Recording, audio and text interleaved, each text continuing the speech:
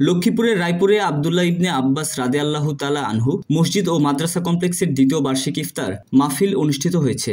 গতকাল শনিবার 22 মার্চ রায়পুর বাস স্ট্যান্ডের মেসার্স আব্দুল মতিন পেট্রোল পাম্পের পিছনে কমপ্লেক্সের অস্থায়ী স্থানে ইফতার মাহফিল অনুষ্ঠিত হয়।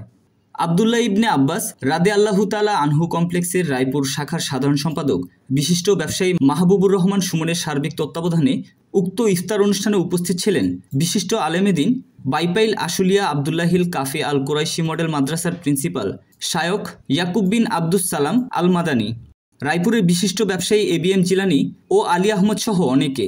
বিকাল 4টা থেকে দোয়া ও আলোচনা শেষে রায়পুর আব্দুল্লাহ ইবনে আব্বাস রাদিয়াল্লাহু তাআলা আনহু মসজিদ ও মাদ্রাসা কমপ্লেক্সের উত্তরোত্তর সমৃদ্ধি সহ ইফতারের পূর্ব মুহূর্তে সারা বিশ্বের মুসলিম উম্মার শান্তি কামনায় বিশেষ দোয়া করা হয়।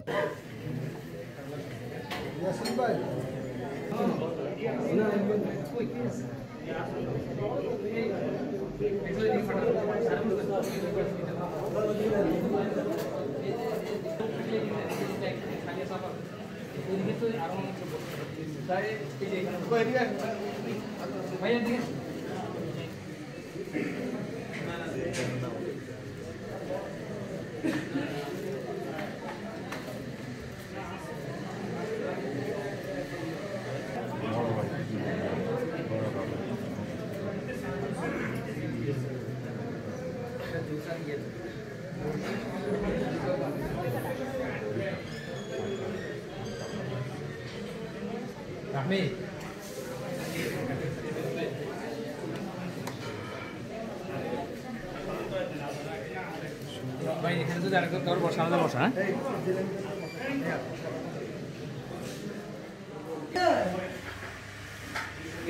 আর তো 5 মিনিট আছে।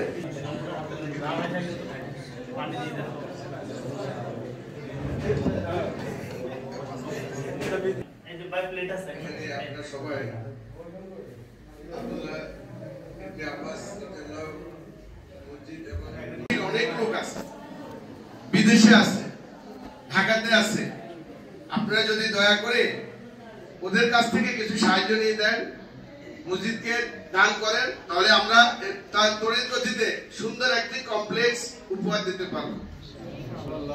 আমরা আগে আপনারা বলছি, এখনো বলি, আমরা অনেকে হয়তো বলবে না আহলে হাদিস, হয়তো আমাদের বিরুদ্ধে একটা বিয়ে করবে, তারা মক্কা এবং মদিনাকে অনুসরণ করে আমরা ইবাদত করি, কোরআন হাদিসকে অনুসরণ করে আমরা ইবাদত করি, আমরা কারো কথা আমরা ইবাদত করি না।